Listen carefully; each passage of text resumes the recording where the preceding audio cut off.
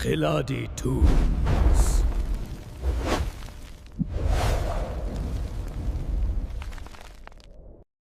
उत्तर भारत का एक छोटा सा गांव था, भैरवपुर। दिन में यह गांव बिल्कुल सामान्य लगता था। बच्चे खेलते, औरतें कुएं से पानी भरती, बूढ़े पीपल के नीचे बैठे बीड़ी पीते। लेकिन जैसे ही रात के 11:55 होते, गांव की हवा बदल जाती। कुत्ते अचानक रोना शुरू कर देते, पक्षी उड़कर चुप हो जाते और हर घर का दरवाजा अपने आप बंद होने लगता। गांव के लोग बस इतना कहते थे, रात 12 बजे बाहर मत निकलना। शहर से एक लड़का गांव आया, अमन, उम्र 22 साल, पढ़ा लिखा, डर को नहीं मानने वाला। अमन ने सुना गांव की बातें और हंस पड़ा। बाबा, रात के 12 बजे ऐसा क्या होता है जो कि हर कोई अपने घर के दरवाजे बंद कर लेता है और कोई भी दरवाजा खोलने का नाम भी नहीं लेता, और मंदिर के गेट भी बंद हो जाते हैं और हर जगह बिल्कुल अंधेरी से छा जाती है। बेटा अमन, तू नहीं जानता, रात के 12 बजे ये सड़क जिंदा होती है और हर तरफ एक शांति सी छा जाती है और हर तरफ से चीख और चिल्लाने की आवाजें ही आया करती हैं और सिर्फ भेड़िया घूमते हैं और कुत्ते रात में रोया करते हैं। कोई भी अगर घर से बाहर निकलता है और कोई भी उसकी एक बार झलक भी देख लेता है तो वो उसे नहीं छोड़ता, उसे मार देती है और अपने साथ ले जाती है किसी और दुनिया में। ये सच्चाई तो ना ही जानो तो बेहतर है, क्योंकि इस सच्चाई के पीछे बहुत सारे कड़वे सच है जिसके बारे में तुम नहीं जान सकोगे, और तुम काफी परेशान हो जाओगे अगर मैं तुम्हें असली सच्चाई बता दी तो। कोई बात नहीं बाबा, अगर आप मुझे असली सच्चाई नहीं बताएंगे तो मैं भी असली सच्चाई को जान के रहूंगा। मैं पूरी कोशिश करूंगा। ऐसे श्री सच्चाई को जानने की क्या होता है? रात 12 बजे और क्यों नहीं लोग निकल करते हैं? मंदिर के गेट भी बंद हो रहा है करते हैं रात के। अचानक से पूरे गांव में एक पूरी सनसनी सिखा जाती है और ठंडी लहर सी दौड़ने लगते हैं, जिससे कि पूरे गांव वाले परेशान रहते। जब तक सुबह के 6 नहीं बज जाते या सूरज नहीं उड़ जाता और अपने घर से बिल्कुल बाहर नहीं निकलते हैं। मैं इन सारे जवाबों का सवाल ढूंढ के रहूंगा, भले को मुझे कुछ भी करना पड़े।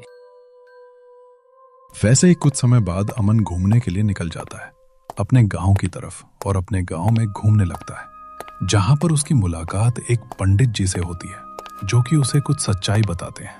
इन चीजों के बारे में ऐसा क्यों होता आ रहा है इतने सालों से इस गांव से, और क्यों गांव के लोग इतने डरे रहे थे इन चीजों से, और क्या है इन चीजों के पीछे असली सच्चाई।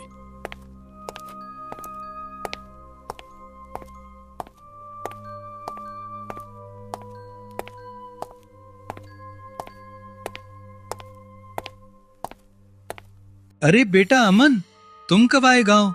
तुम्हें तो कितने साल, और तुम इतने सालों बाद गए हो अपने घर, और कितने सालों से कहां पढ़ते? तुम्हारी तो झलक भी नहीं देख पाए। तुम्हें तब देखा था जब तुम बहुत छोटे थे, और देखो अब तुम कितने बड़े हो चुके हो, और कितना अच्छा लग रहा है तुम्हें इतने दिनों बाद देखकर। और कहां पर थे इतने सालों से? अब घर पर सब लोग ठीक है? तुम्हारे घर की तरफ तो मेरा आना होता ही नहीं है, क्योंकि अब आजकल समय ही नहीं मिल पाता। हाँ पंडित जी, मैं इतने सालों से बाहर ही था, और मैं इतने सालों से अपने घर से बाहर रहकर पढ़ाई कर रहा था, ताकि गांव में इतनी अच्छी शिक्षा नहीं हो पाती है। इसी वजह से मेरे पापा ने मुझे गांव से बाहर शहर में भेज दिया, जिस कारण मेरी पढ़ाई अच्छी हो सके। अब तो मैं दोबारा से आ चुका हूं और मैंने अपना कॉलेज भी पूरा कर लिया है। अब मैं अपने गांव में रहकर अपने पापा के कामों में हाथ बटाऊंगा और उनके साथ ही रहूंगा।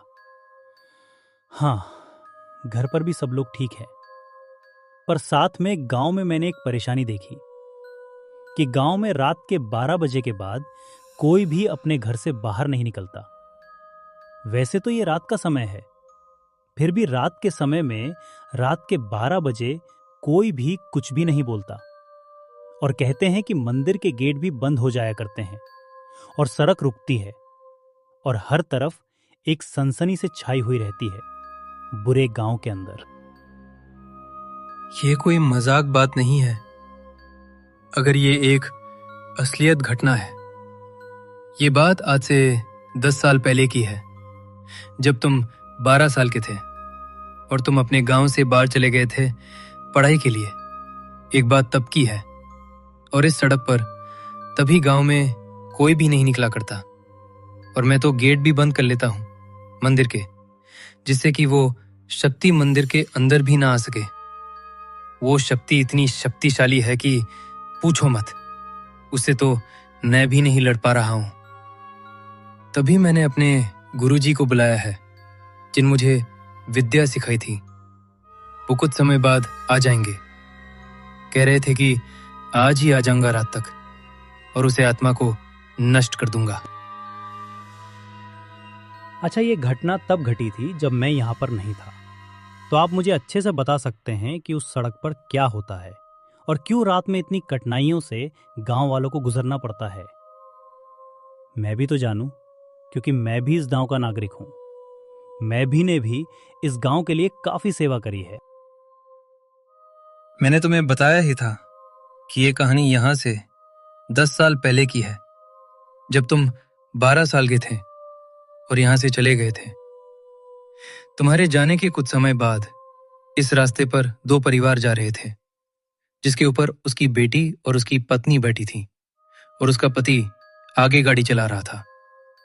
तभी अचानक से उनकी गाड़ी एक पेड़ से आकर हो जाती है, और वो सस्ते पर भीख मांग रही होती है कि मेरे पति को बचा लो, मेरे पति को बचा लो। पर उसके पेट की कोई मदद नहीं करता, और उसके पति वहीं पर तब तोड़ देता है, और कुछ समय बाद वो पत्नी भी उसकी वहीं पर फांसी लगाकर मार जाती है।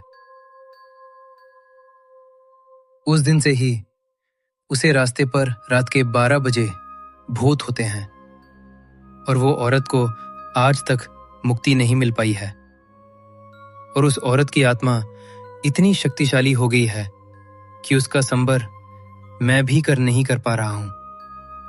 मुझे भी इतने सालों बीत गए हैं उस आत्मा से लड़ते हुए।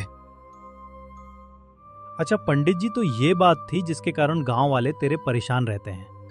तो आप इसका जल्द से जल्द समाधान ढूंढिया, और जो आपके गुरुजी हैं उनको जल्दी ही बुलाए, जिससे कि वो इस गांव की समस्या को दूर कर सके और हमें इतनी बड़ी आत्मा से मुक्ति दिला सके, और साथ में को भी मुक्ति मिल जाएगी और वो भी चैनगिरी सो सकेगी, और हम भी काफी परेशान रहते हैं।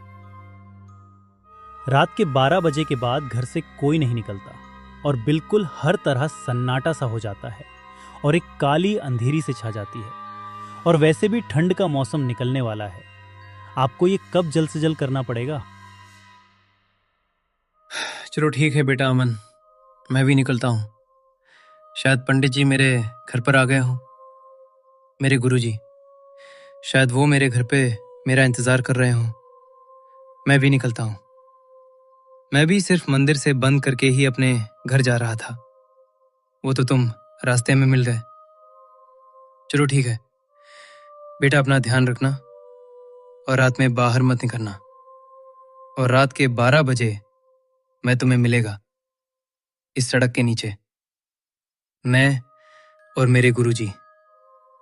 अगर आज आ गए तो हम उसे आत्मा को नष्ट करके रहेंगे।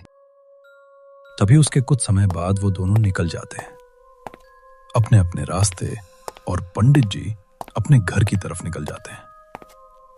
वो पंडित जी लगातार अपने घर की तरफ चल रहे होते हैं।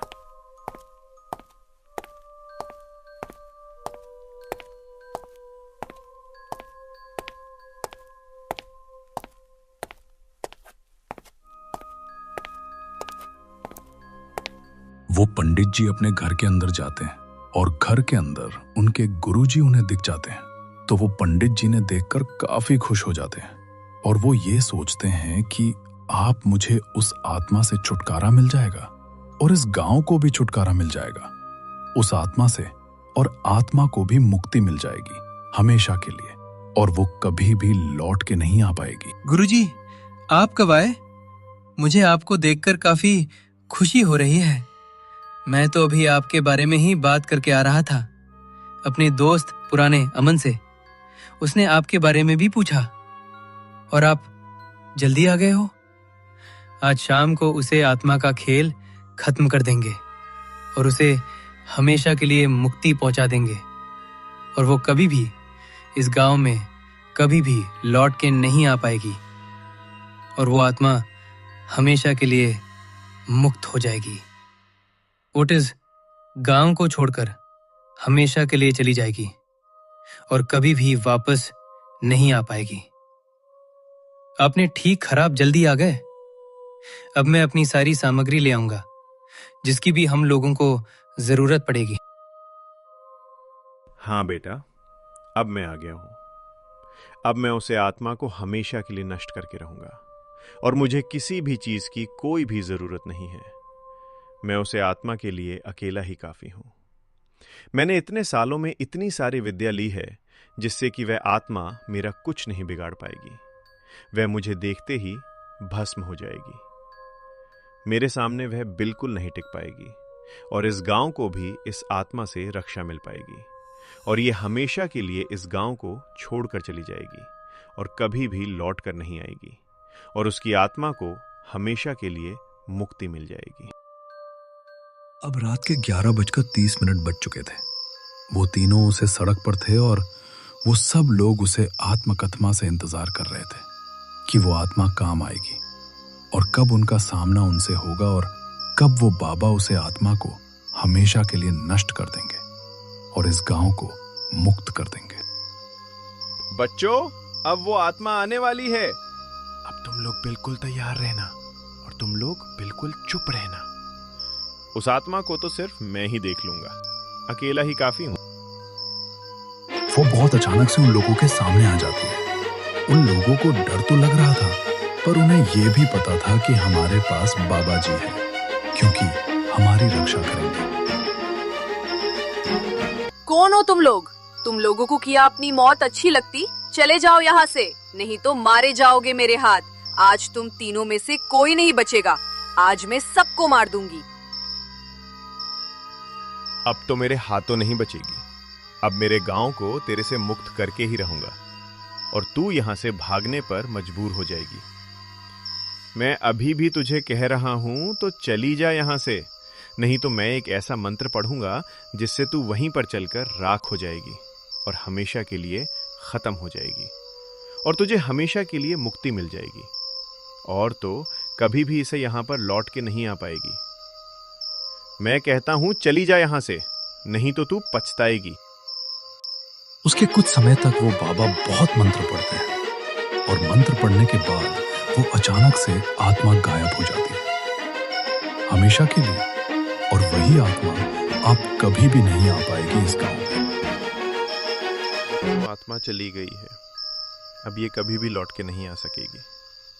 मैंने इसे मुक्ति दे दी है, अभी कभी भी लौट के इस गांव नहीं आएगी।